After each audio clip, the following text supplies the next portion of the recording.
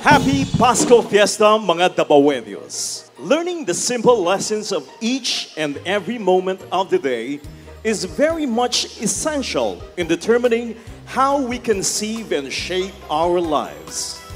The good Lord above has always been faithful in blessing us with lots of persons, precious moments, things, and situations where we get the chance to improve ourselves better than we used to be.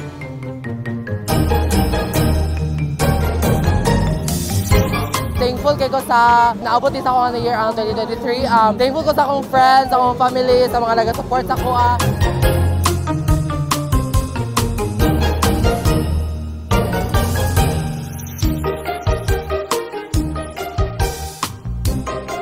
Thankful ko sa mga blessings na ako na-receive karon, and sana next year daghan pa yung moabot, more rocket to go pag yun. Our next lucky winner, congratulations! Rirampa pagkutikan sa Saksa, Davao City. Congratulations to Roy Marquez! Congratulations! Come on! For the year 2024, I'm looking forward to more opportunities na moabot sa akong life.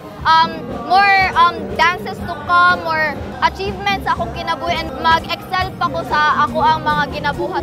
Mag-level up pa siya sa next year. Daghang salamat sa inyong pagtambong sa ato ang New Year's countdown, paghinugyaw, sugat sa bagong tuig. Of course, gikan sa City Government of Davao. In behalf sa ato ang Halandong Mayor, Mayor Sebastian Duterte, ato siyang pasalamatan sa maong programa. Palakpakan nato si Mayor Baste Duterte. Inana mo kapangga sa ato ang Halandong Mayor. So mag-enjoy ta, no? Daghang salamat mga higala. Happy New Year! Thank you!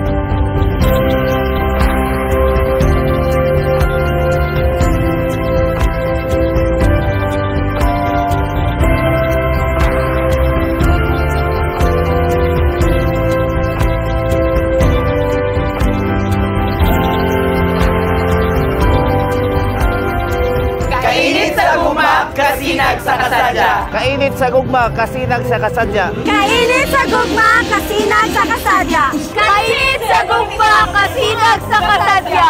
Pasko Fiesta